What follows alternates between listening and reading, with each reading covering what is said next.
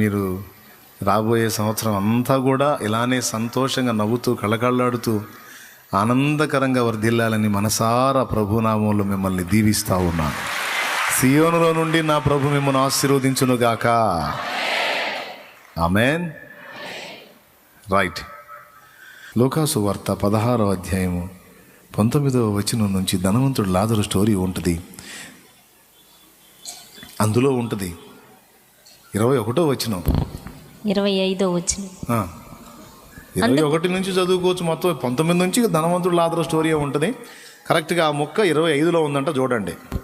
అందుకు అబ్రహాము, కుమారుడా, నీవు నీ జీవిత కాలమందు నీకిష్టమైనట్టు సుఖమును అనుభవించితివి. అది ఒక్కొక్కరిని గదిలిస్తే, అయ్యా కాస్త దేవుణ్ణి కాస్త, అయ్యా నా ఇష్టం, అది చెప్పేది నేను, నా ఇష్టం వస్తే వస్తా, నాకు ఇష్టం లేకపోతే రాను, నా ఇష్టం. ఈ నా ఇష్టం అని మిడిమేళం ఊరేగుతారు చూడు, వాళ్ళని నాకు మహా జాలిగా ఉంటుంది. వాళ్ళని చూస్తే ఇష్టం అని ఎరా ఒకడు పోయింది పాతాళానికి. అంతా నా ఇష్టం వచ్చినట్టు చేస్తా, నా ఇష్టం వచ్చినట్టు నేను ఉంటా, నా ఇష్టం అన్నోళ్ళని చూస్తే నాకు అంతే. నా ఇష్టం కాదు, ప్రభు చిత్తం, ప్రభు ఇష్టం. నేను ఇంతే ఉంటా, నేను ఇలానే ఉంటా, నా ఇష్టం. నా మాట మార్చుకోను, నా పద్ధతి మార్చుకోను, నా వ్యవహారం మార్చుకోను, నేను ఇంతే, నా బతుకంతా ఇంతే, నా ఇష్టం. నాకు ఒకళ్ళు చెప్పేదేంటి, ఒకళ్ళు చెబితే నేను వినేదేంటి? మారు మనసు పొంది, నా ఇష్టం. మారు మనసు అని నువ్వు చెప్పేది ఏంది?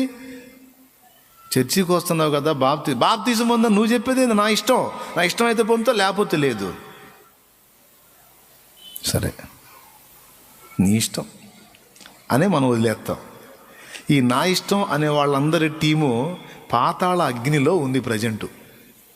ఆ టీంలో జాయిన్ అవుతాడు ఈ నా ఇష్టం అనేవాడు. పోయి అక్కడికి పోయిన తర్వాత నా ఇష్టం, నేను ఇక్కడ ఉండను అంటానికి లేదు. మనమే భూమి మీద అంటుంటాం కదా, మన దగ్గరికి వచ్చి ఎవడన్నా నా ఇష్టం అంటే నీ ఇష్టం, నీ ఇంటికాడ తోలు తీస్తూ ఉంటాం కదా. స్తోత్రం. అక్కడ ఆయన అంటాడు అన్నమాట, ఏంట్రా నీ ఇష్టం అనేది భూమి మీద, ఇక్కడ కాదు, నోరు మూసుకొని ఉండి అంటాడు పాతాళంలో. కొంతమంది అనుకుంటారు అంత తొందరగా అంత తేలిగ్గా ఎందుకు పంపిస్తాడులే పాతాళానికి, ఆయన ప్రేమ కలిగినోడు. పాటలు అట్ట చెబుతారు కానీ కొంతమందికి ఈ ఫీలింగ్ లోపల. సేవకులు అట్ట చెబుతారు కానీ ఆయన ప్రేమ కలిగినోడు అండి. వీళ్ళు అన్నట్టు ఆవంతో అగ్నిగుండానికి పంపుతాడా ఏంటి? ప్రేమ గలడు. ప్రేమ ఎంత ఉందో కోపం కూడా అంతే ఉంటుంది ఆయనకి. నా ప్రియమైన సోదరులారా, గడిచిన సంవత్సరాలు వ్యర్థంగా ఖర్చు అయిపోయినాయి. ఇకనన్నా మారు మనసు పొందుతావా? కనీసం రాబోతున్న సంవత్సరాలన్నా సార్థకం చేసుకుంటావా? రక్షణలోకి వచ్చిన వాళ్ళకి చెప్తున్నా, నీకోసమే ఆలస్యం చేస్తున్నాడు. రక్షణ పొందిన వాళ్ళు కూడా కొంతమంది విడవబడే పరిస్థితుల్లో బతుకుతున్నారు. వాళ్ళు తిరిగి సరి చేసుకొని మారు మనసు పొంది తిరిగి నూతన పరచబడాలి. కొంతమంది అయితే అసలు మారు మనసే పొందకుండా, అసలు బాప్తిసమే పొందకుండా బతుకుతున్నారు. ఒకవేళ ఈ గడియలో యేసు వస్తే వాళ్ళు అగ్నిగుండానికి వెళ్తారు, విడవబడతారు. వాళ్ళు మారాలి, వాళ్ళ పాపాలు కూడా కడిగేసుకొని నా రక్తములో పరిశుద్ధులై రెడీ కావాలి అని వారి కోసం, మన కోసమే ఆయన ఆలస్యం చేస్తున్నాడు.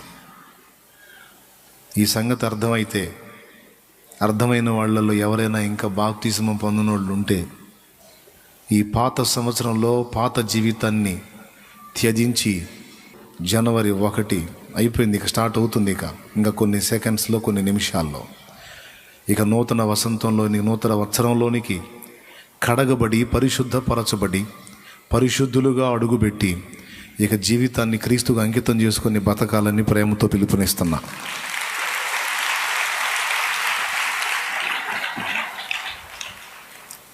దేవుణ్ణి ఎరిగి రక్షణ పొంది కూడా తెలిసి ఎన్నో వంకర క్రియలు జరిగిస్తున్న మనం కూడా మారు మనసు పొందొద్దా? పాతవి గతించను, ఇదిగో సమస్తము క్రొత్తవాయును అన్నట్టు నా మట్టుకు నేను ఒక తీర్మానం చేసుకున్నాను. ఇక ఈ నూతన సంవత్సర శుభారంభంలో నా రోజులోని ప్రతిరోజు, నా సంవత్సరంలో ప్రతిరోజు కూడా దేవుని పనిలో నేను ముందుకు సాగిపోవాలనే నిర్ణయాన్ని తీసుకున్నాను. నేను ఏ ఒక్కరోజు కూడా నేను ఖాళీ ఉండొద్దు. దేవునితోనూ దేవుని పక్షంగా మనుషులతోనూ ఇక నేను ప్రయాణం చేయాలి.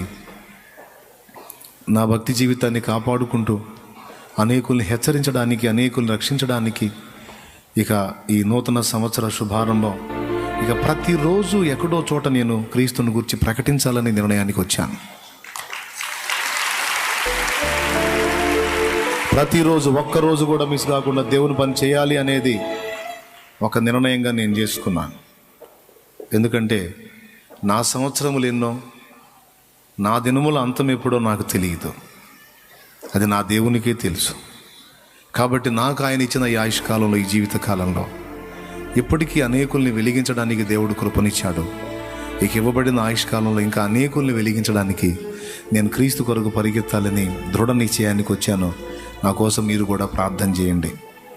అంటే ఈ సంవత్సరం అంతా నువ్వేమన్నా ఖాళీగా గడిపావంటే కొంత చేశాను, కానీ ఇంకా చేయాలి. ఇంకా దైవ జనాంగాన్ని సిద్ధపరచాలి, ఇంకా దైవజనుల్ని సిద్ధపరచాలి. ఇంకా అనేక ప్రాంతాల్లో నూతనంగా కొత్త బ్రాంచీలు రెడీ చేయాలి. ఇంకా కొత్త సంఘాలు కొత్త ప్రాంతాల్లో స్థాపించాలి. అంతేకాదు ఇంకా అనేక ప్రాంతాల్లో సువార్త కూటములు కూడా ఏర్పాటు చేయాలి. సంఘ సహవాసాల్లో విరివిగా ఇంకా నా దేవుని మహిమపరచాలి. టైం నీకు పోనీయొద్దు. సెల్ ఫోన్ లాగానే వాడాలి. ఇక టైంను లాస్ చేసుకోవద్దు అని అన్ని విషయాల్లో కూడా నేను నిర్ణయాలు చేసుకున్నాను, తీర్మానం చేసుకున్నాను. మీరు కూడా ఒక తీర్మానంలోనికి రావాలి. మీరు కూడా ఒక నిర్ణయంలోనికి రావాలి, ఒక నిశ్చయితలోనికి రావాలి. మీరు కూడా దయచేసి మోకాళ్ళుని ఒక ప్రార్థన చేయండి.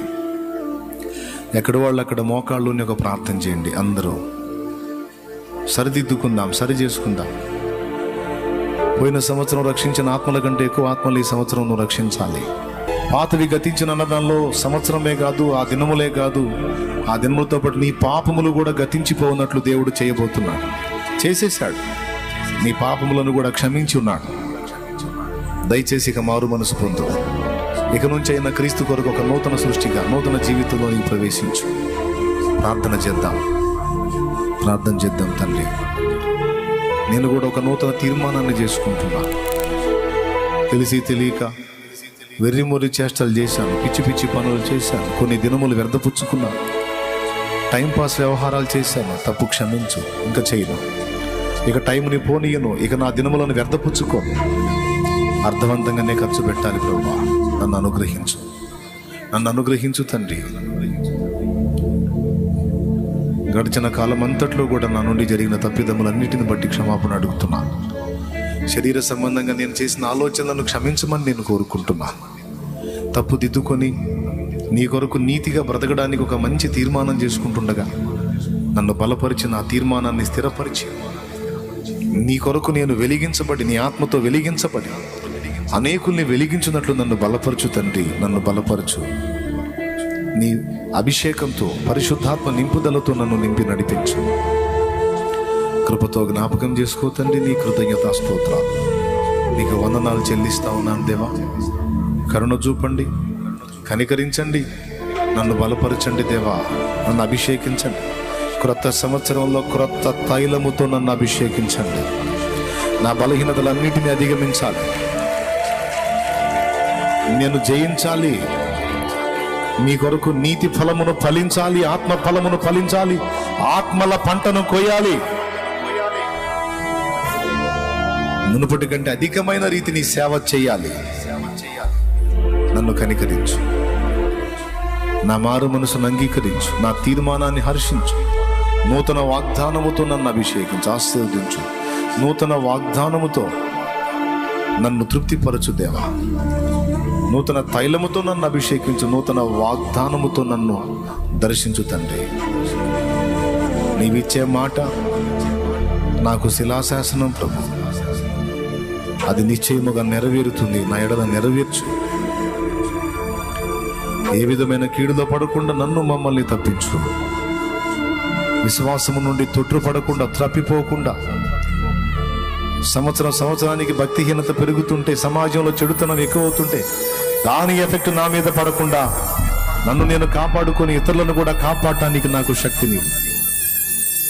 నా ఎఫెక్ట్ సమాజం మీద పడాలి కానీ, కుటుంబం మీద పడాలి కానీ, సమాజం ఎఫెక్ట్, కుటుంబం ఎఫెక్ట్ నా మీద పడకూడదు. భక్తి భక్తి భక్తి భక్తి ఆత్మీయతను నేను సాధన చేయాలి. అనుగ్రహించు దేవా. లైవ్లో ఉన్నవాళ్ళు, జూమ్లో ఉన్నవాళ్ళు కూడా తీర్మానంతో ప్రార్థన చేయండి. తండ్రి నీకు వందనాలు వందనాలు వందనాలు. ఈరోజు నా బిడ్డలందరినీ దర్శించి నీవు మాట్లాడినందుకు కృతజ్ఞతలు చెల్లిస్తూ, నా తీర్మానాన్ని, మా బిడ్డల తీర్మానాన్ని నీవు ఆమోదించి, మేము వేడుకున్న రీతిని నీ చిత్తం ఎలా నెరవేర్చాలో మాకు నేర్పు. మారు మనసుకు తగిన ఫలం ఎలా ఫలించాలో నేర్పు. కావలసిన శక్తి నీకు. మనుషులు ఎదుట ఎలా ప్రవర్తించాలో, శత్రువైన సాతాను ఎలా గద్దించాలో నేర్పు. వాని కాలు కింద ఎలా తొక్కి పట్టాలో నేర్పు. పరిశుద్ధాత్మ నడిపింపులో ఎలా ముందుకు సాగాలో నేర్పు. నీ చిత్తము ఎరుగ నేర్పు, నెరవేర్చ నేర్పు. యేసు నామమున ప్రార్థించి పొంది ఉన్నాము తండ్రి. ఆమేన్. కృతజ్ఞతాస్తుతులతో దేవునికి మహిమ చెల్లించుదాం. మనవులు విని జవాబిచ్చిన దేవునికి విశ్వాసంతో కృతజ్ఞతలు చెల్లించుదామా? స్తోత్రం స్తోత్రం స్తోత్రం స్తోత్రం స్తోత్రం స్తోత్రం స్తోత్రం స్తోత్రం స్తోత్రం స్తోత్రం స్తోత్రం స్తోత్రం స్తోత్రం స్తోత్రం. ఆమేన్.